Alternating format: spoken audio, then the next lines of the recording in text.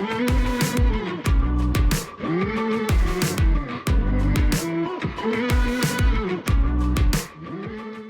listening to the Decidedly podcast with Sanger Smith and Sean Smith.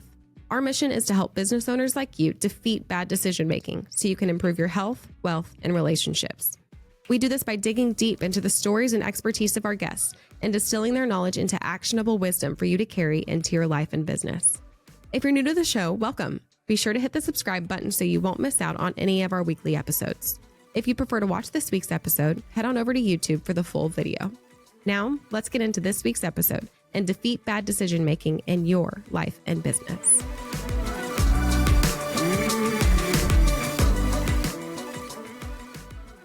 Did you watch the president's joint address to Congress? No. You didn't watch it at all? No. So it was interesting. It was long. I actually fell on brand. Yeah, I was on brand. So I went and watched it back because I snoozed. I fell asleep through it, but I went and watched it. And there was an interesting thing that was happening.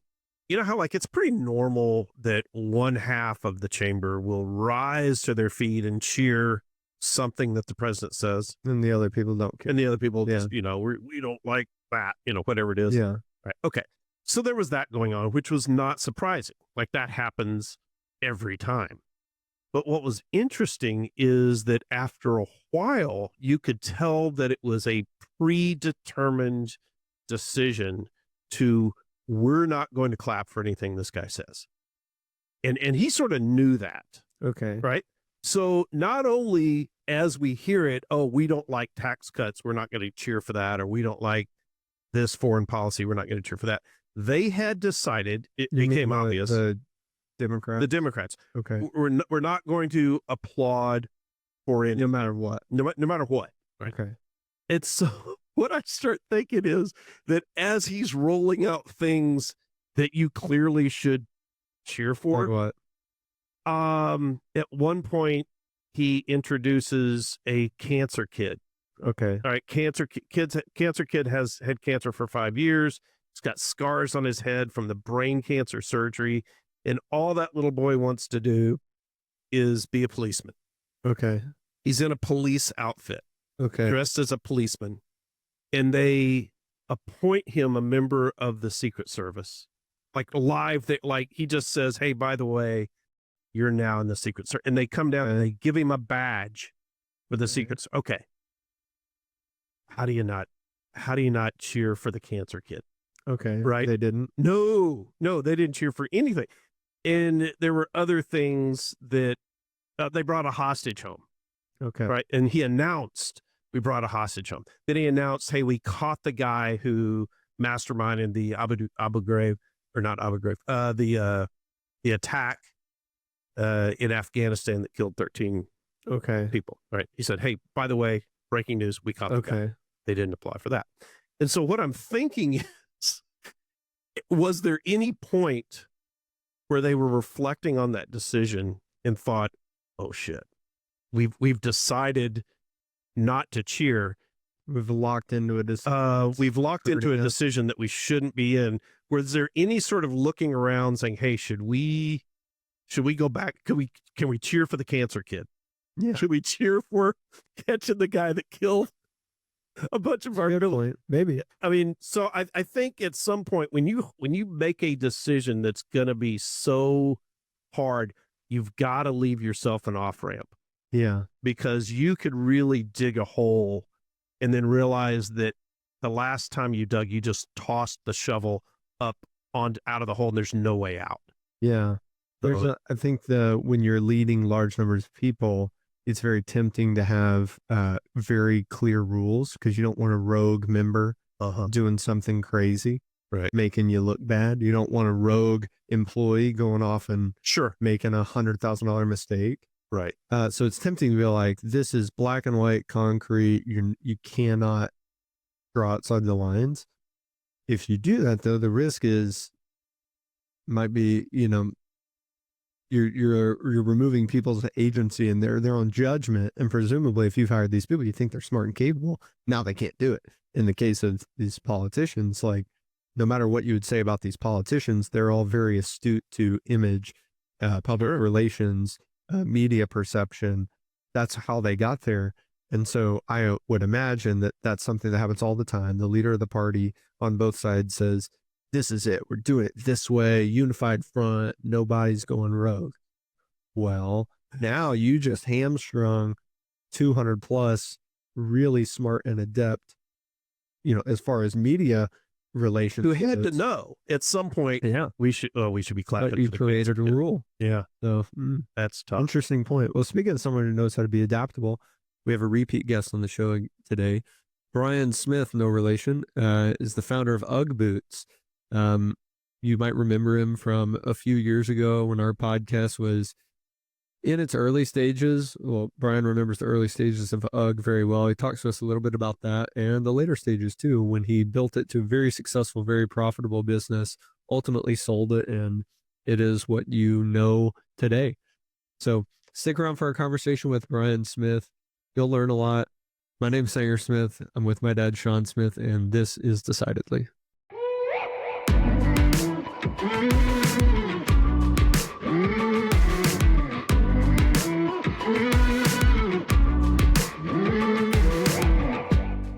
Brian, I keep these boots that I bought right before our last conversation.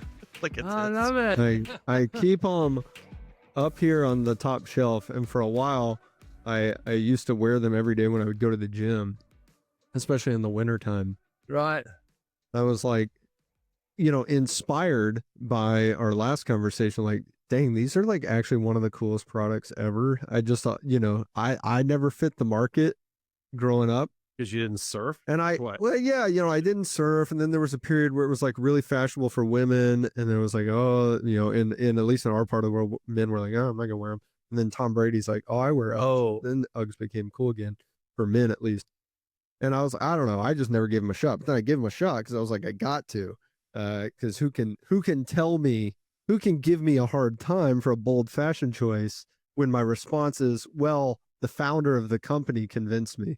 Yeah. I talked to the founder and he said it was cool. There's no response to that. Yeah, I thought they would catch on in my gym. They didn't, but I still do wear them every now and then. You're always trying to be a fashion pace setter. It'd be a good question to ask because I got a great answer for exactly what you just described, where you didn't understand what they were. Yeah. So you were, Brian, you were on episode 93. I think back in like 2022. And for those people who haven't listened to that, those poor unfortunate souls who didn't listen to the show, give us a quick breakdown of the origin story of how you started Uggs and sort of how you took it to where it was. Sure.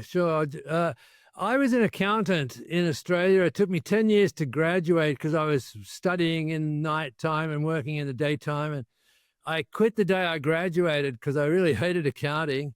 And so I, through a meditation at that time, thought, all the biggest trends are coming out of California. So I'm going to go over to California. I'm going to find the next big thing and bring it back to Australia.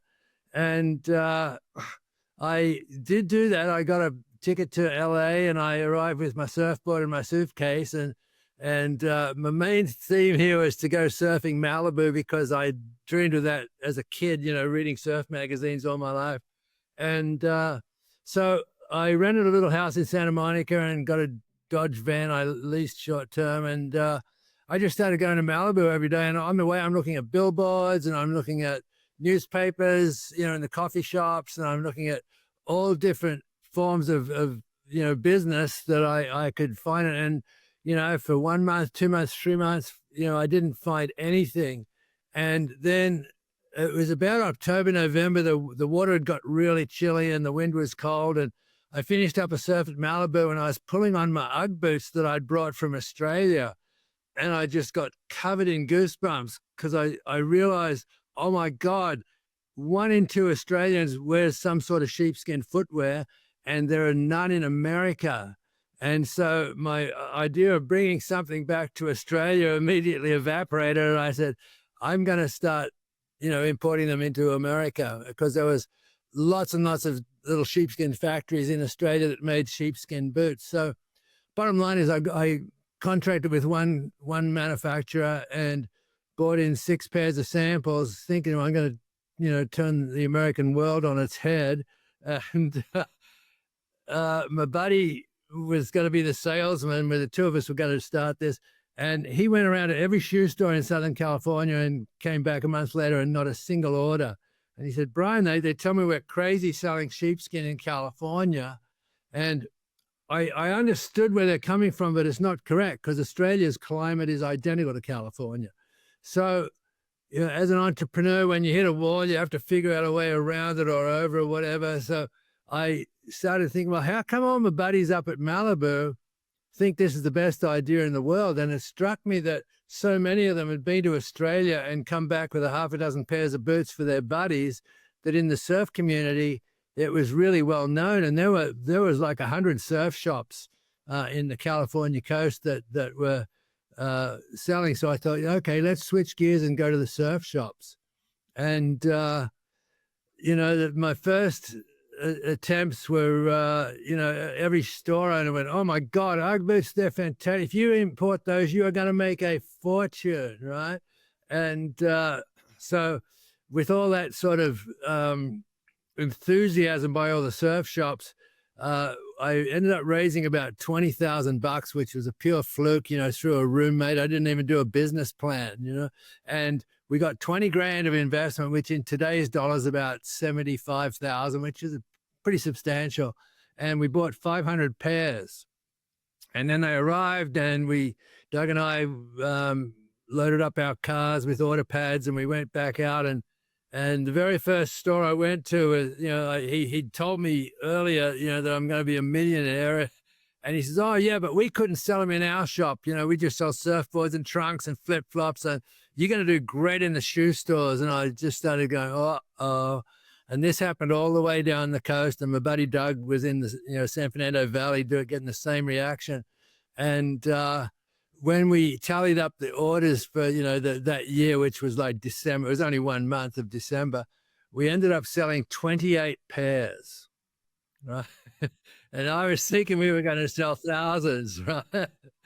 And 28 pairs, which just happened to be $1,000. And, Doug and I realized, shit, this isn't the business plan we signed on for. He went and got another job, and I just had to start selling through swap meets and street fairs and everything. And then, does Doug ever regret that?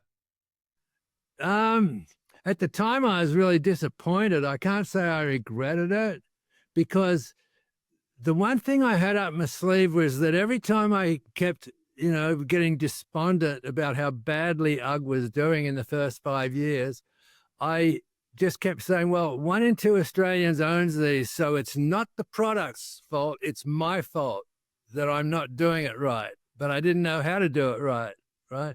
And so the best thing I had going was the parking lot at Malibu. I had a Dodge van, and I would load it up full of product, and I'd go surfing at 6:30 in the morning, and then get a coffee around 8, and the newspaper, and I'd just sit in the parking lot at Malibu with the doors open in the back of the van, and I ended up doing probably about $6,000 worth of business, the next January, February, March, and it was enough for me to know that people do like the product once they get it, but it took me years to figure out how to overcome this lack of knowledge about sheepskin, which Americans have. Australians know you can't rip one, and you can wear them when they're wet and they still keep you warm. They insulate you. You can wash them. We were getting kickback like, oh, we need rubber, and we have mud and slush where we are. And so there was a complete breakdown in what these products were. And I'll just fast forward 4 years to where I finally found the answer. I was in a surf shop, which had been with me a couple of years, and they had a row of sheepskin boots there. And I watched this girl come in, and she was, feeling the product and trying them on, and she was, going, well, they look expensive, and the the manager goes, yeah, really expensive. And, what are they like? Well, I don't really know, and anyway, I was realizing there was a breakdown in the sales process, and it led to probably the cheapest marketing campaign I ever did, but it was by far the most effective marketing campaign. I thought, if you'll put 6 pairs of boots in your store, I'll give a free pair to the store manager, right? And what happened then was, let's take the same scenario. Another guy, I was in another shop and a guy walked in. He says, what are these like? And the employee goes, oh man, they're the best things in the world. Look, I'm wearing them now. He says, well, aren't they hot? No, they breathe. So you can, you never have your foot temperature, always your foot temperature. And well, how about if I get them dirty? Oh, I just wash them, and suddenly I had an advocate in the store. So I made this rule within the company that you will never, ever, all my salespeople, you will never try and sell a pair of UGG boots until the person has tried them on. And the minute they put them on, the thing I've heard more than any other thing was, oh my God, these things are so comfortable, right? And so it was just that simple act of trying them on, which just absolutely rocketed the sales. And it went from, like $30,000 a year to in the hundreds of thousands, And so it was really, anyone who introduces a new product, they're going to hit that sort of wall where their dreams just get obliterated, and now they've got to deal with the reality of delivering a product that people want. And so that process took me nearly 5 years. How do you think you build that level of customer loyalty in a product? I mean, why is somebody attached so much to a shoe?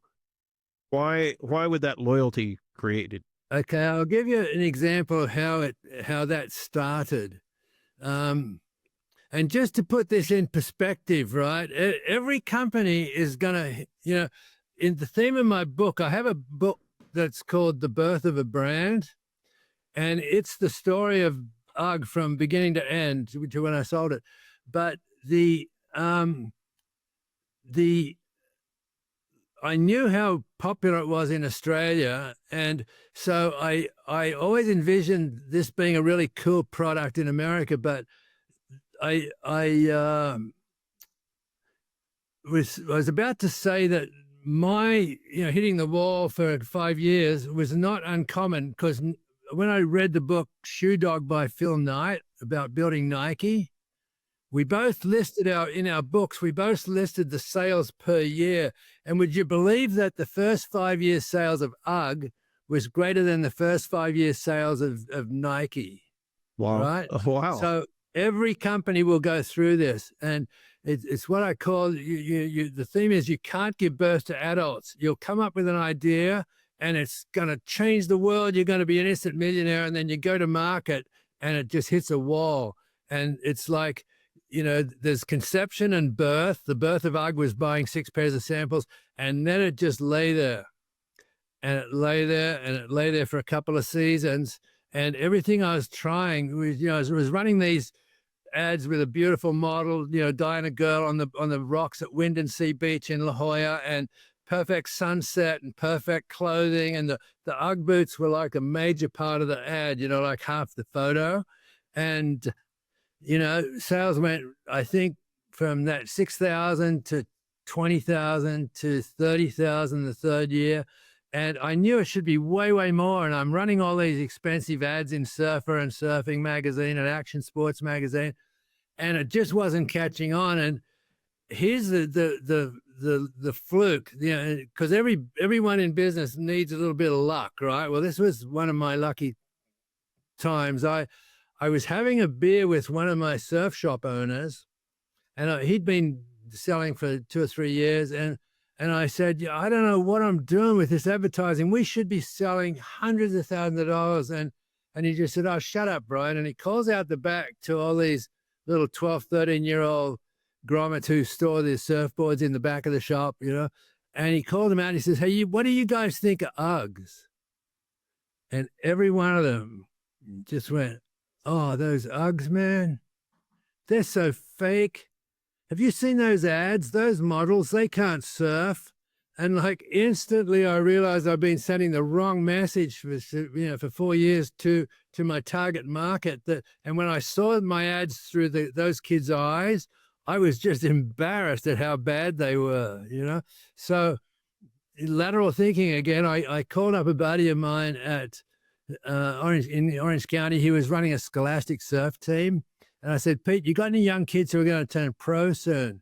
And he gave me these two guys, Mike Parsons and Ted Robinson. And instead of hiring expensive photographers, I just went with them, surfing. It was Black's Beach in La Jolla in San Diego and Trestles up in Orange County. And these walks are about a mile long to get to the water. There's always fantastic surf. And so I just shot with my own camera, walking to and from the beach and everything. And when I selected a couple of those photos and ran them in the ads, the sales literally went to $220,000 overnight with no extra work, And that was when I realized authenticity sells, right? You got it. Yeah. When I finally figured out that, because in my mind, every little kid in the country who reads Surfer magazine would just die to be walking down to Black's Beach or Trestles with Mike and Ted, and it worked. And so that season, when these ads came out in the magazines, every little kid's going, Mom, all the kids, the cool kids at high school have got Ugg boots, I want some for Christmas. And so the moms who had the money then were buying them for Christmas gifts. And it turned out that this cult following happened, that started with the guys, the young surfers, and they were the cool kids at high school, and they led this almost passion to have a pair of Ugg boots to be one of the cool kids. And then that eventually went into the girl, the moms would go, well, my daughter would like these too. And so it gradually got into the females as well. But it definitely started with the passion to be part of this Ugg movement, which is so cool with Mike Parsons and Ted Robinson. What did you find was the biggest change in decision making that you had to make when it went from a relatively modest level of sales up to sort of a cultural phenomenon? How did you find that those decisions were different from what they were in the early? Yeah, well, the first 3 or 4 years was just survival. And when the market took off like that, I realized a lot about branding, right? Your brand is not, well, first of all, your logo is not a brand, right? The product is not a brand, right? The trademark registration is not a brand. Your brand is what consumers think of you. And when I discovered that with these young surfers, I realized, oh my God, this would work again in like snowboarding had just started. Skiing was on the decline and snowboarding was just coming on.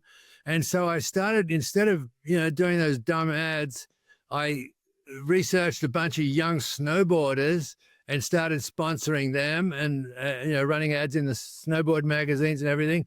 And that market took off just instantly, using the same formula from the surf market.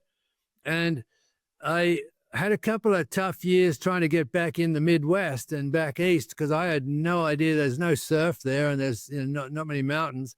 And so I was in a big sporting goods store once with one of my sales reps. And I just asked the guy, what do the kids here do for sport in the winter? And he just rolled his eyes, so, well, duh, hockey. And like, I'm Australian, we just don't have hockey, right? So I had no idea. When I researched it, that market was way, way bigger than surfing. And so I found a kids magazine in Minneapolis called Let's Play Hockey. And it was a weekly newspaper. And so I started advertising to the youth hockey players, and these guys were all too young to drive, so Mom had to drive them to the rink. They had to change shoes, so why not have a pair of Ugg boots? And then the moms are realizing, well, shit, my daughter would like these too, and the moms have to sit in the rinks at 40 degrees for a couple of hours. So they bought them for themselves. So it was like this continual sort of targeting the young kids who had the peer pressure, and they would whine long enough for their moms to buy them a pair of UGG boots, So That seems to be the case. It seems to be the case for a lot of products that go mainstream in the way that UGG did, that they start with a very, very niche group of target customers, right? You are starting with surfers, not just surfers, California surfers, which, I don't know. I'm not a big surfer, but I imagine they're different than the South Carolina surfers. Or the Utah surfers. Yeah. So why is it the case that, because someone, I guess, with no business expertise might look at that and go, well, how can a product that is targeted to surfers, really popular for surfers, it's compatible with their lifestyle, how can that go to where, a middle school girl thinks it's cool too? And not because she wants to be a surfer. Right. Yeah. No, it didn't take long. Like once it became cool to have a pair of UGG boots at high school, it didn't matter if you didn't surf after a while, because you still had a pair of UGG boots to walk around campus. And, if people thought you surfed, great. If you did, it really wasn't surfing wasn't the defining thing. It was just that, hey, I'm one of the cool people. And that's what that movement, like my two young surfers in today's terminology would be called influencers, right? And I found the right influences in snowboarding, and I found the right influences in hockey. And it wasn't the glamorous, popular people. It was the hardcore activists in which those three sports that made me follow it. Yeah, there's something admirable in I think everybody is drawn toward people who are like 100% into their thing. So even if I don't surf, when I see a guy who's just all about surfing and he's super dedicated to it, he lives and breathes it, he sleeps in his van with a surfboard on top right by the beach so he can get the first wave in the morning. Like there's something that's really cool about that, for sure. And so I guess maybe that's what the appeal that we're drawn to, because, take anything, Patagonia vests. Well, Patagonia didn't say, yeah, we're going to try to target like Wall Street bros in Manhattan. That just happened. And then once it started happening, they figured out how to keep it happening. That's right. They were marketing towards hardcore outdoorsmen who are just completely different in lifestyle than the people that we now associate with the product. So did y'all identify something that was more specific than just cool? Or is it as simple as that? Well, luckily, UGG boots, as you showed me earlier, once you try them on, you're absolutely sold, right? Yeah, they're super comfortable. Yeah. And thank God the product was so good that it withstood all the disastrous decisions I made in the early years of building, and even in the later years of building UGG. I made so many horrible decisions, but the product, next year they still wanted the product. So I kept being in business because of the demand, from all these people who wanted UGG boots. Was that more like was it an intentional thing, or is it just kind of happening in, like, how much of it how much of this was, oh, this is just a great product and it's catching on, versus we're intentionally trying to expand the base. Eventually the consumer base is so broad that you can't say this is a hockey shoe anymore, or this is a surfer shoe. Yeah. Well, there was a period, in fact, there were several periods where I tried to get out of the business. And after that, first couple of years, when I just started to get traction, but it wasn't enough to keep me alive for the year. Like there wasn't enough profit. One summer I was working as a golf course, laborer, and all that summer I started thinking, the product's really expensive. The surf shops don't have the money to put a big inventory in. The ski shops were the same. And Americans don't understand sheepskin. And, you know, to sell one pair of size 10s, you have to have from 6 to 12s in stock, because you don't know what size foot's coming in the door, right? And I said, all these things are so hard, and the financing of it was so hard. I'm just going to quit the stock that I've got and get out of business.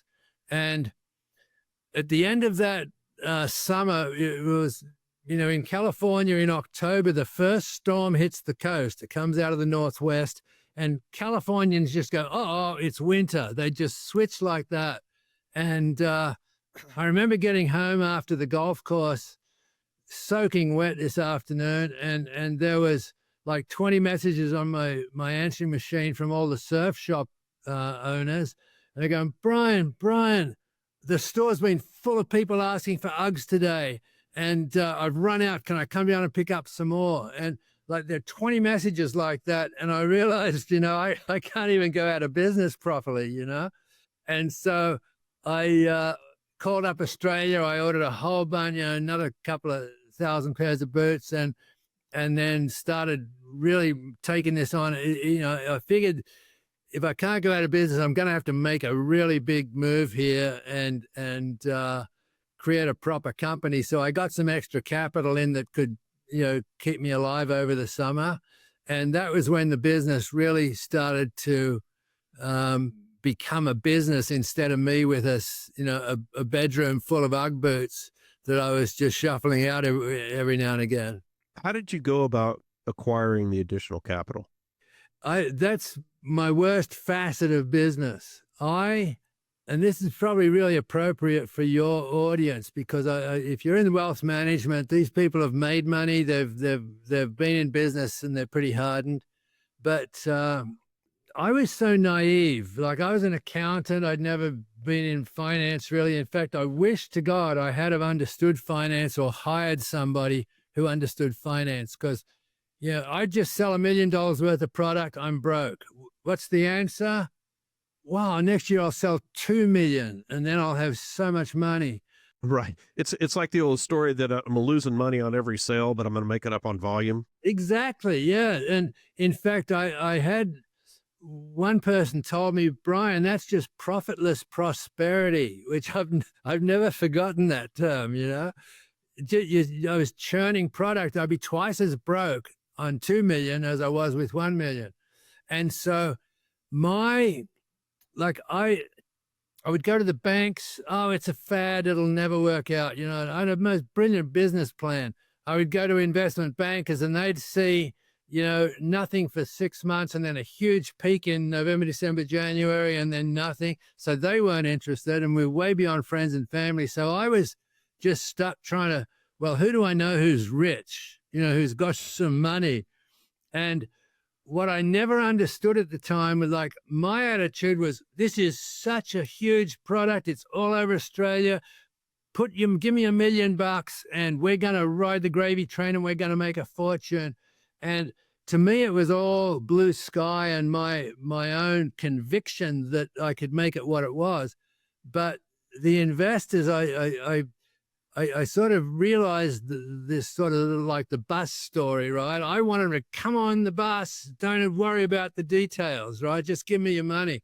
But every investor wants to know, one, well, how do I get on the bus? You know, what's the price of the ticket? Two, can I get off the bus? And three, will I take a profit with me when I do get off the bus? So my attitude to investors was very bad, because to me, they were just a source of money. But had I understood more about what good investors are looking for, and that's where these wealth managers, you know, are so valuable, is that they can sort through all of the details and look at the business points and decide if there's a chance that you're going to get off the bus with a profit. Were you finding that people were asking for ownership positions, equity positions that you didn't want to give, and that might deplete your own? All the time. Yeah. The first one, when we were doing like $1 million, we had that first 20,000. I thought we would never ever need any more money than that 20,000. Well, within 3 years, I needed more money to buy more product. And so I had to get a bigger investor in, and they didn't want the old one. So I had to do a deal with the old investors to, split up the stocks and bring the new guys in. And that had run for 2 years. And then we would grow so fast that now we needed, a container of boots. And so I got to find an investor who'd buy a container of boots, and he didn't want the old investors there. So I was the meat in the sandwich several times. And I would say that financing and forecasting was my biggest weakness. Had I understood that finance was like, I was a CPA, right? A chartered accountant, but I had no idea about finance. Accounting is what happened last year. Finance is what's going to come at us next year. And that was by far the worst facet of my business management. Well, how do you disinvest these previous investors when it sounds like new people are coming in? You're saying they don't want the old people. How does that conversation go? Well, I did all sorts of deals to buy them out. I would find whatever cash I had at the time, and then I'll say, okay, I owe you X, for the rest of your investment plus a return. And I would sign a note that I would pay them out of future profits. And so I was always in a bad position because as we still did well, I personally wasn't, because I had these commitments.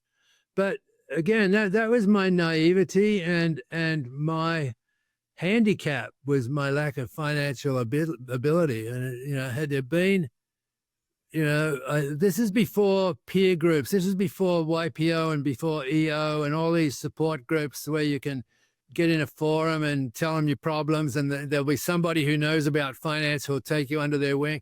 Those groups that exist now did not exist back then. So every year I was just like blindly going into, my optimistic, forecasts of doubling sales again. And if only entrepreneurs could be taught more that, especially with a product-based business, the faster you grow and the more successful you are, the more you will need more money.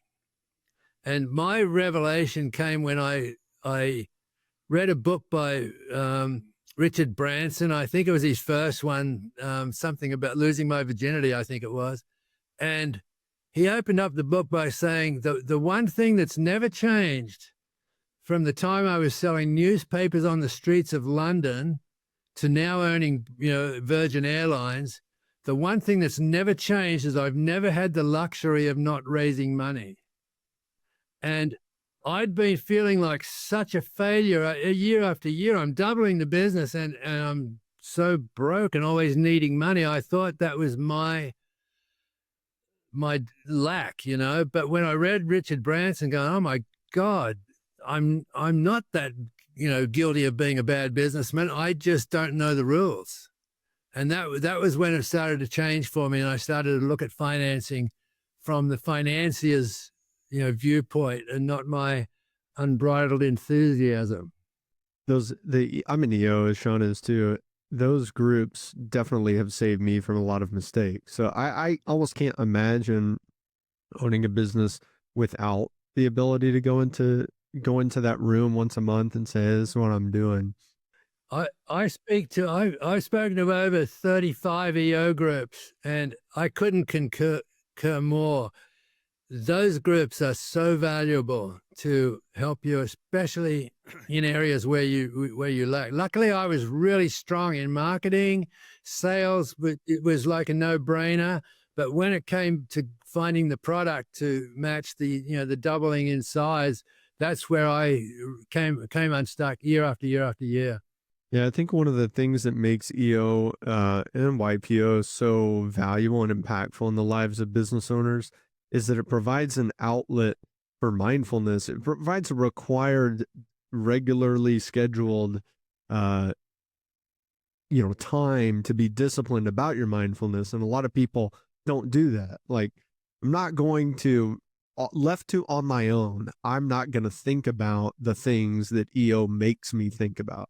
And so sometimes I think to myself, even though each individual member of my forum is like super helpful, very smart, very successful, they have a unique experience, I would still get a major benefit by going to like a silent room and just being forced to tell, like just being forced to like speak these things out into the air. They go, oh, whoa, that's what I think. Oh, I agree with you. The forum process of getting together and talking about what issues you're facing, what I find helpful is the hour that I'll spend in preparation of that time with the people in the forum.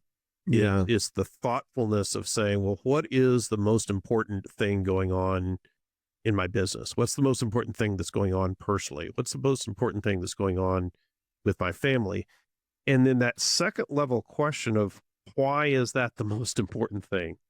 What makes that the most important thing? And being able to really focus your attention and be mindful, as you said, I think is key. I wanted to ask you something, Brian, about how your process of selling the business occurred. How did you arrive at a point where you thought, all right, I'm gonna cash out of this, I'm gonna sell this? Walk me through that decision-making process. Well, let's fast forward about 15 years. And we'd just come off a $15 million season, right? And the preseason orders in January and February for the following September looked like the company was going to be about 25 million, right? And I just threw my hands up in the air, go, like, there's no way I have the skill to finance $25 million worth of production, which would be 12 million in hard cash to the manufacturers. And that's one issue. The other was, let me talk about that issue first, and I'll bring the other one up. So remember my parking space at Malibu? 2 or 3 spaces up, there was another guy called Doug Otto who was selling these sandals. They were called triple deckers. They were pink, yellow, and pink neoprene flip-flops, right? And he was trying to sell them out the back of his van. I was selling Uggs, and we would see each other all the time for years and years and years, going in and out of surf shops and sporting goods stores and things like that, and seeing each other at trade shows. We were good friends. And anyway, he struggled for years like I did, but he was taking on licensed products, lightning bolts, surf brands and wetsuit brands. And finally, he took on the license for Teva sandals. Teva, the outdoor sandal? Well, the outdoor market as an industry took off in the early 90s. And Doug's product with Teva went with that market, and he took his business from like 15 million to over 60 million in that period. And then he took his company public, right? So getting back to my dilemma where I've got $25 million worth of orders coming, I happened to be going to a big super trade show in Atlanta called the Super Show, big sporting goods store show. And I was in the baggage claim when I first arrived, and way up the other end was Doug. And I just thought to myself, oh my God, I know he's sitting on 28 to $30 million worth of cash. His business dies every winter. My business dies every summer. It's so perfect. And so I walked up to him and I said, Doug, we'd often joked about buying each other out and everything. And I said, Doug, if ever we're going to do it, now's the time. And so that afternoon, we had the accountants in California talking to each other about, getting ready for a sale, right? The other thing, though, which is more insidious, is that with my last tranche of funding, which was for a couple of containers of Ugg boots, which were $400,000 or $500,000, the guy who had the money, was another Australian. He was a good friend of mine. He knew the potential for the product, but he would say to me, Brian, look, I love you, man, but if I invested with you, I wouldn't hear from you until you needed more money. And to a certain extent, he was correct, right? I was a bit of a maverick. I knew what I wanted to do, right? And the situation, August, September, October got more dire because I had, hundreds of thousands of pairs of boots to deliver, and I didn't have the money they'd already been made in Australia and New Zealand, but I didn't have the money to sort of start the letters of credit going. And finally he said, look, there's a guy I know who's, was with a big accounting firm, they've gone broke. And, if this guy can come, my investor was a client of his in the accounting firm, right? So he was looking for a home for this guy. And he said, if you'll let Chuck come in and look over your shoulder on the finances, then I'll put the money in. And I didn't really like this guy, Chuck, but I went ahead with it anyway. And it turned out after a year or two that Chuck was one of those sociopathic, corporate climbers who would kill anybody to make one more step up the rung, and the company got very, very difficult to manage. He was having closed door meetings in the office and turning staff against each other to sort of climb his way up. And I realized that I don't think this company is going to survive another year with this guy in the business. And so when I went to, I made that connection with Doug at the show, I called up my financier and said, Alan, look, I think I got a chance to cash out of this, but on one condition, you do not let Chuck in the negotiations. And he went along with that. And, 9 months later, they did the due diligence and closed the deal with predominantly 100% cash, but we had a tail for royalties on it for a few years. And, that was how we got out. So in one sense, it saved me from, they had the capital to take it to the next level. And the other thing was I got rid of that disruptor in the business. A lot of people don't like talking about that, but I've made it a point because every businessman will come up against that guy. Yeah, for sure. So selling that, how did your relationship with the company change once you sold? I stayed on as a consultant. They wanted me to be VP of marketing, but it was Alan, my financier. He said, Brian, you don't have a political bone in your body. You won't last a year in a public company. And so I negotiated a consulting agreement for 3 years, and my role changed a lot. And I realized pretty quickly that I could never have survived in that, they had meetings about when to have a meeting, and, I remember famously one time we were going to pick out the new colors for the new line for next year. And, I'm thinking plum and forest green and raspberry and, all these beautiful colors. And we ended up with gray because that was the least controversial. When I saw that happen over and over again in this public company, I just was so glad I never signed on as an employee. It's so different to see how a founder makes decisions versus a committee of new buyers makes decisions. Was that frustrating for you to watch? It's horrible. Have you ever heard of the new Broom syndrome? No. The new management comes in with a broom and, well, we're going to get rid of that. We're going to get rid of that. We're going to do it our way. And so all of these relationships and systems that you've intricately built over years and years, and you've got it just tuned so finely and it's working so well, to have people come in who've never been with the product. They don't know our customers. They have no idea of the intrinsic qualities of the product, the marketing campaigns and all of that. And they just want to do it their way. Well, the first guy they put in charge had just come from LA Gear, and he was going to make it a hip hop product, right? Forget all that traditional marketing. I don't know. That could have worked. Well, I don't know. Timberlands. Look at Timberlands. Yeah, but it bombed. Timberlands started as, like a work boot. Yep. Is that still a thing?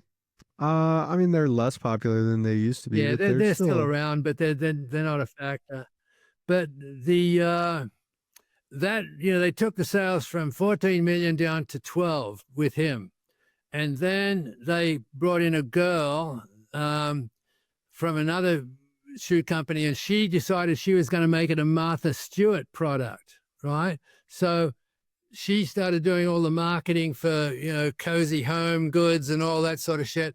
And that failed, right? Because she didn't understand the intrinsic, the fact that UGG was still cool in for new buyers to have a pair of UGG boots.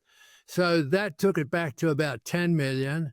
And then they brought in a girl from the New York fashion footwear industry, Connie, and she got it, and she started turning it around, doing advertising. I worked with her quite a bit, and she started to build the sales back up again. And then, remember I talked about luck earlier? I'd been sending boots to this woman in England. Her name was Trudy Styler, and she just happened to be the wife of Sting. And so every Christmas I was sending 20 pairs to all her friends, everyone was an individual customs invoice. It was a pain in the ass, but I wanted to be part of that cool scene. And she called me up one day and said, "Hey, Brian, I need the biggest favor. I've just been to a seminar that's changed my life, and I need the most perfect pair of size, whatever, tall UGG boots, brown, and here's where to send them." And I said, "Yeah, I'm ready." She goes, "Oprah, care of Oprah Winfrey in Chicago, And so we sent a pair of boots over to her, and she immediately ordered 20 more pairs for her staff. And that was the last year of my consulting contract. And so my job was to sort of figure out how we can, like, if we had gone out and announced immediately that Oprah was a fan, the volume would have killed us because we weren't ready. Remember, you can't give birth to adults. You have to go through the stages of growth. And we were still in the youth phase, and Oprah was going to take us into the teenage years, which is very dangerous. And so I worked on shepherding that Oprah thing through, and we got to where we had a huge backlog of product ready to announce it. And when we did announce it, that was like the societal shift that took UGG, not just nationally, but internationally. And predominantly my customers were white Americans, and she just opened up she doubled the market just going out to the black market, And so it was one of the most momentous things that happened.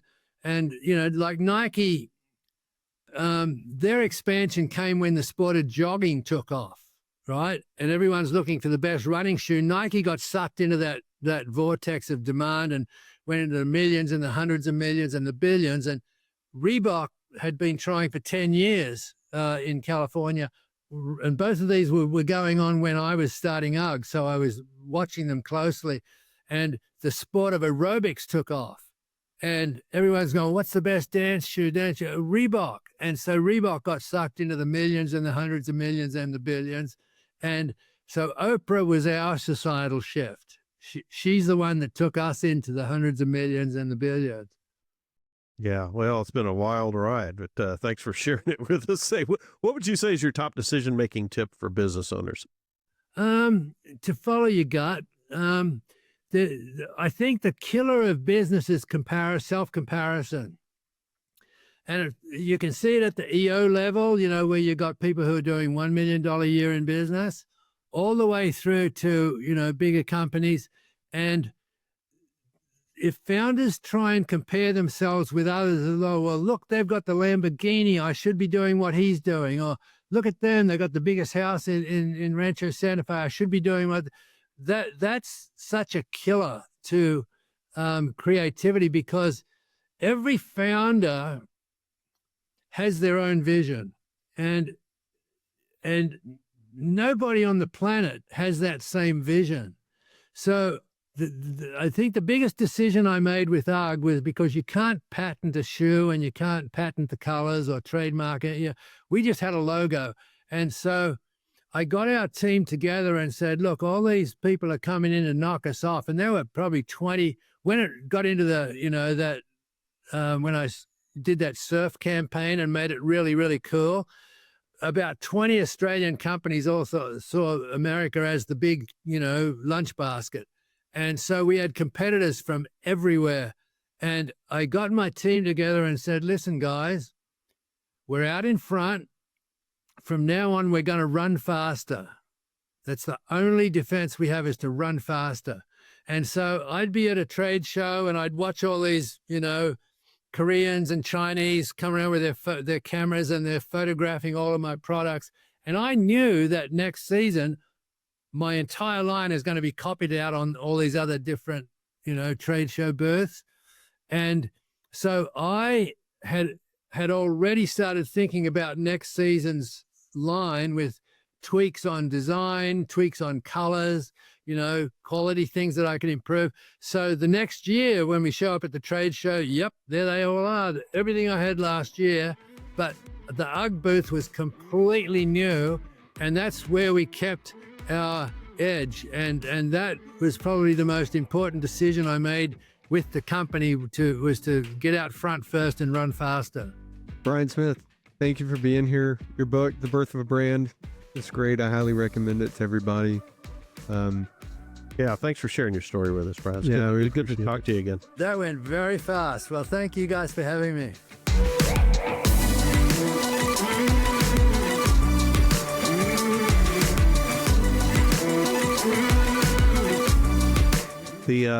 My takeaway from Brian is that I noticed as he was talking, every key decision-making point where he decided he was going to enter in the market, he was with a friend. Where he decided he was going to go to the shop owners, he knew the shop owners. Where he decided he was going to pair with the guy who was selling flip-flops because they had inverse relationships on seasonality, was a guy he knew. But he also knew when to not include somebody in negotiations. And so every sort of key decision point in the progression of that company, all the way through the sale of it, ties back to a relationship, knowing when to embrace one, when to distance yourself from one. And I think that's a key learning, is to recognize when to draw somebody close, when to do the opposite. And so I think that is, I think that's key. My takeaway is he talked about his weakness or struggle in raising capital and how that kind of never went away. He always had to do it.